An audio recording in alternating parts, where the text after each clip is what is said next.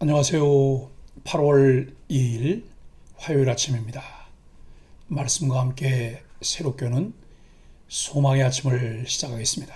메이체는 참된 믿음은 스스로 무엇을 하는 게 아니라 하나님이 우리를 도와주시도록 맡기는 것이다 라고 이야기합니다.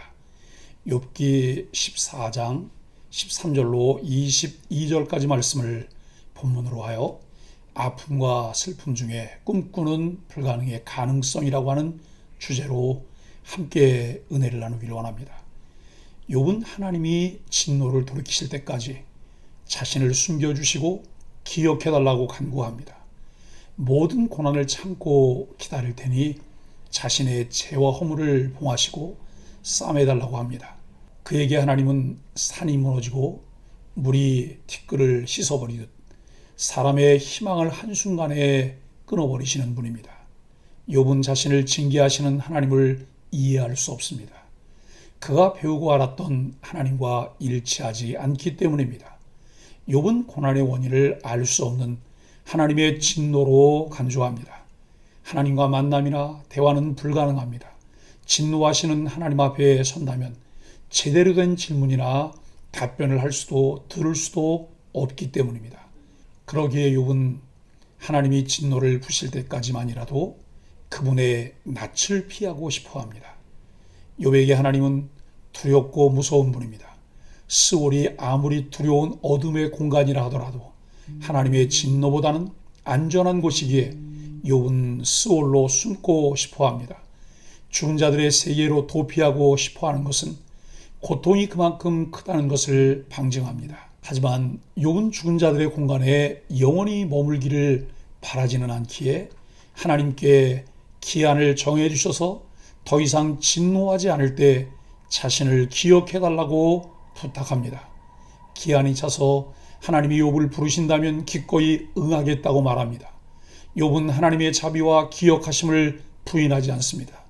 고난을 주신 분이 하나님이시지만 구원으로 이끄시는 분도 하나님이심을 욥은 알고 있습니다. 아무리 오랜 기간이라도 그는 하나님을 기다릴 것이며 하나님은 당신의 손으로 직접 지으신 욥을 기억하실 것입니다. 욥이 다시 하나님 앞에 서게 될 때 하나님은 그를 죄인이자 대적으로 대하지 않으실 것입니다. 욥을 향해 얼굴을 돌리시고 자상하게 보살피시는 하나님으로 나타나실 것입니다. 만약 욥에게 허물이나 죄가 드러난다고 해도 정지하지 않으시고 허물을 봉하시고 죄악을 덮어주시고 영원히 기억하지 않으십니다. 하지만 이것은 욥의 희망에 불과합니다. 현실은 여전히 절망적인 상황 속에서 희망 없는 삶을 살고 있습니다.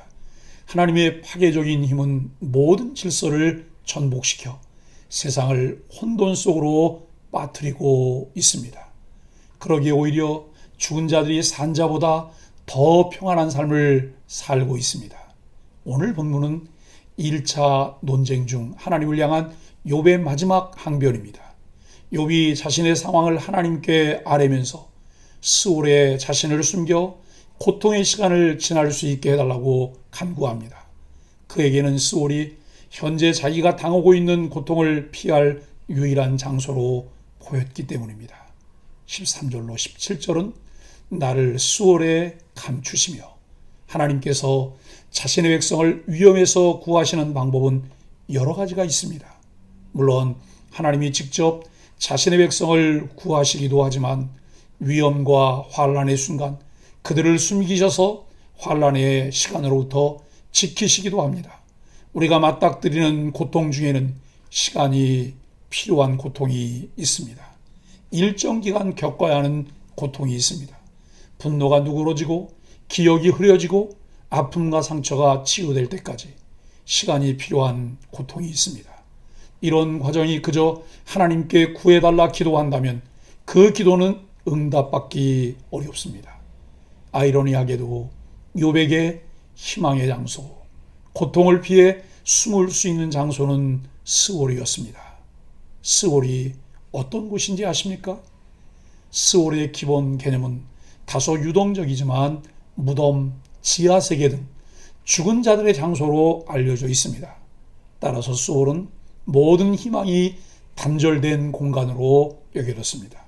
그런데 욥이 이 땅에서 고통받는 것보다 차라리 스올로 내려가 하나님의 진노가 지나가길 기다리는 편이 낫다고 판단했습니다. 희망을 품을 수 없는 공간이 이제 욥에게 남은 유일한 희망의 공간이 되었습니다. 이는 욥이 처한 상황, 그가 당하는 고난이 얼마나 아이러니한 것인지를 암시해 줍니다.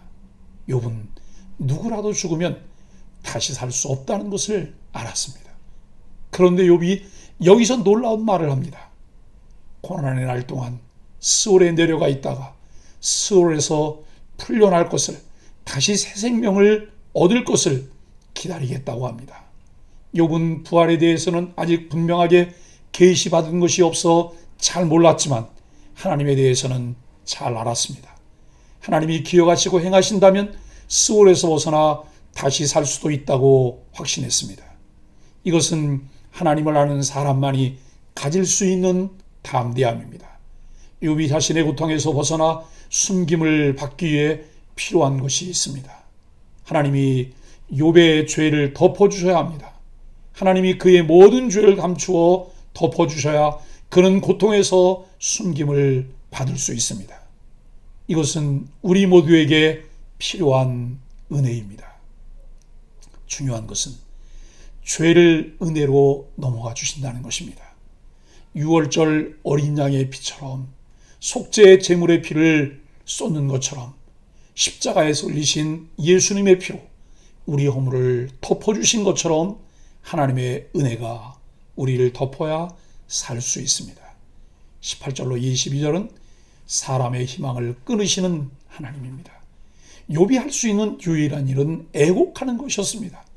아파하며 우는 것이 유일하게 욥이 보일 수 있는 반응이었습니다. 욥의 표현대로 하나님의 진노 아래에 있는 형벌을 당하는 영혼이 할 수 있는 일이라고는 그저 형벌을 받으며 그 아픔 때문에 우는 것이 전부입니다.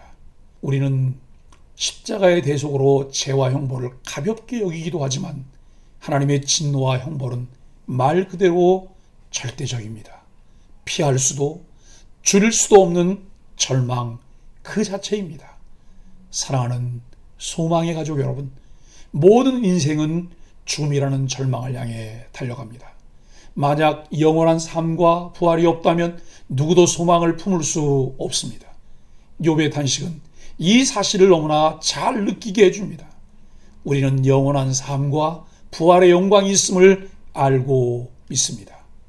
인생의 본질이 무엇인지 깨닫고 영생의 기쁨에 대해 깊이 깨닫게 되어 감사하며 기뻐할 수 있어야 합니다.